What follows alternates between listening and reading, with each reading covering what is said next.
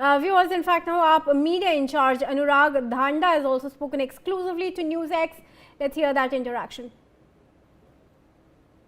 गए फैसले के बाद सियासी गलियारे में एक तरीके से तेजी देखने को मिल रही है। किस वजह से राघव चड्ढा को उपनेता के पद से हटाया गया और संसद में बोलने का समय ना देने को लेकर चिट्ठी भी लिखी गई। बात करने के लिए हमारे साथ अनुराग ढांडा जी मौजूद हैं। अनुराग जी, पद से हटाया गया लेकिन बोलने का समय ना देना, इसके पीछे की वजह? आपने पढ़ी है वो चिट्ठी?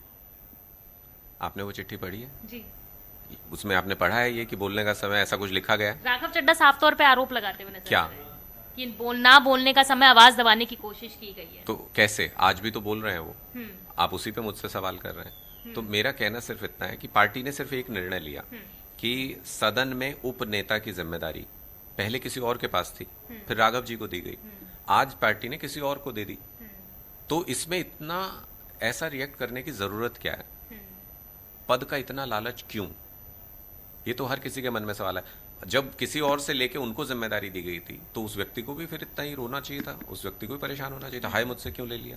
अब आज मुझे पार्टी ने कोई जिम्मेदारी दे रखी है, कल किसी और को ये जिम्मेदारी दे देंगे तो मैं छाती पीटने लगूं? ऐसा थोड़ी होता है। आम आदमी पार्टी में तो पहली चीज ये सिखाई जाती है पद का लालच नहीं करना है।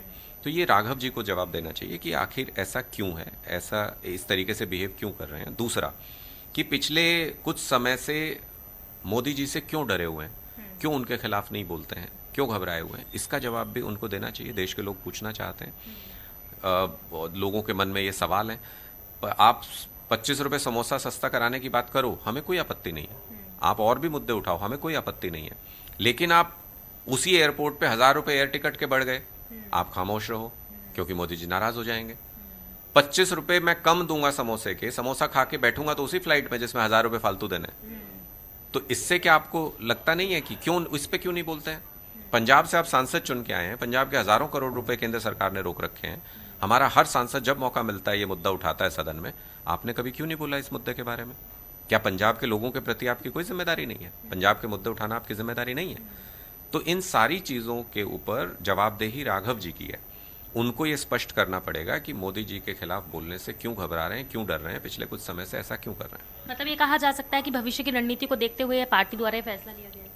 नहीं, क्या फैसला लिया गया? हमने तो सदन में उपनेता का बदलाव किया है, जो कि एक बहुत ही रूटीन प्रक्रिया है, पार्टी का प्रेरोगेटिव है। किसी को भी कभी भी कोई भी जिम्मेदारी दे सकती है, ये पार्टी का प्रेरोगेटिव है। हमने तो उसका इस्तेमाल किया। इसके अलावा हमने क्या किया बताइए? वो सांसद है, नोटिस लगाएं, किसी मुद्दे पे बोलना बोले। लेकिन कोई मुद्दे पे बहस चल रही है सदन में, उसमें तो हमारे पास लिमिटेड टाइम है ना। 15 मिनट हमको मिलते हैं पार्टी के तौर पे। अब 15 मिनट में या तो हम लोकतंत्र बचाएं, या तो हम लोकतंत्र की लड़ाई लड़ लें। लोगों का बोलने का अधिकार छीना जा रहा है, वो लड़ाई लड़ लें। लोगों के पेजेस डाउन किए जा रहे हैं सोशल मीडिया पे, वो लड़ाई लड़ लें। सीईसी जिस तरीके से कॉम्प्रोमाइज हो गया, वो लड़ाई लड़ लें। या फिर कोजी सवाल कर लें जिसमें मोदी जी भी नाराज ना हो। तो आम आदमी पार्टी की चॉइस तो क्लियर है। हम तो मोदी की आंख में आंख डाल के देश के सवाल पूछेंगे।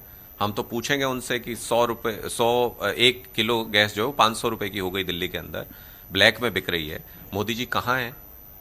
लेकिन अगर कोई ये सवाल नहीं पूछता है तो ये उसकी जवाबदेही है कि क्यों नहीं पूछ रहा है। मतलब आपका साफ तौर पे आरोप ये है कि मोदी जी से वो आंखों में आंखें डाल के सवाल नहीं कर पा रहे हैं, इसलिए वो पार्टी से पिछले 2 साल से दूरियां बनाते हुए भी नजर आ रहे हैं। देखिए, ये कोई आरोप नहीं है। ये जैसे आपके मन में सवाल है वैसे ही मेरे मन में भी सवाल है, और देश के लोगों के मन में ये सवाल है कि आखिर मोदी जी से सवाल पूछने से क्यों घबरा रहे हैं राघव जी?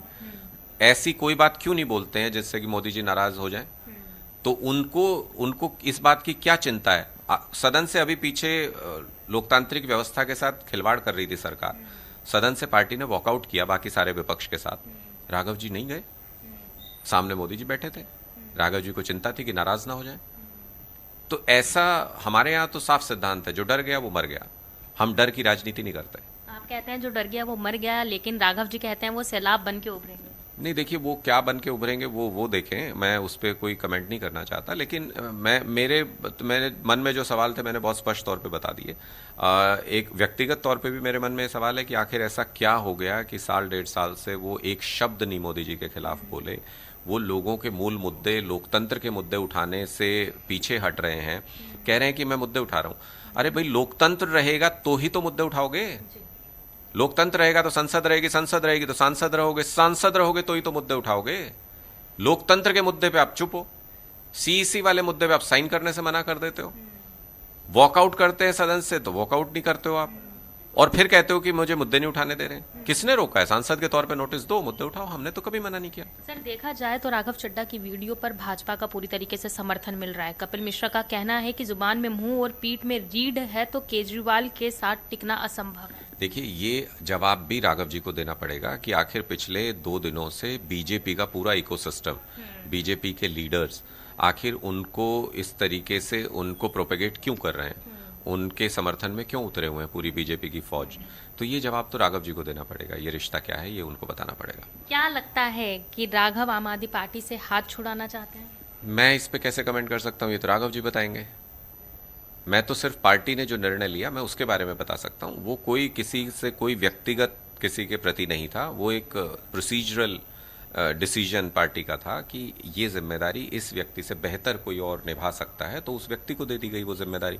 अब उसमें मुझे नहीं समझ में आया कि उन्होंने ऐसा रिएक्ट क्यों किया। ये उनसे सवाल पूछिए कि ऐसा क्या हो गया। भाई सांसद तो हो आप आज भी। सर 2027 में पंजाब के चुनाव है, पंजाब से ही सांसद है राघव चड्ढा। जिस तरीके की स्थिति बनती जा रही है, नहीं लगता कि पंजाब के चुनाव पर इसका असर पड़ेगा? नहीं, क्यों असर पड़ेगा। पंजाब में हमने 5 साल के प्रोमिस 4 साल में पूरे कर दिए। पंजाब के लोग अरविंद केजरीवाल जी को, मान साहब को बहुत प्यार करते हैं, तो पंजाब में तो सरकार हमारी बहुत अच्छे तरीके से काम कर रही है।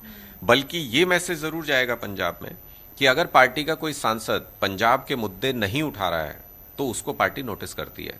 मैं तो यही बात कह रहा हूं, पंजाब का मुद्दा, पंजाब के हजारों करोड़ रुपए केंद्र सरकार ने रोके हुए हैं, क्यों नहीं बोले इस पर राघव जी। सर सियासी गलियारे में एक हलचल ये भी मचती हुई नजर आ रही है कि कहीं ना कहीं राघव जो हैं उभरता चेहरा नजर आ रहे थे, इसलिए पार्टी की तरफ से ये फैसला लिया। अच्छा, और वो उभारे किसने? वो उभारे भी तो पार्टी नहीं ना। उनको वहां तक पहुंचाया किसने?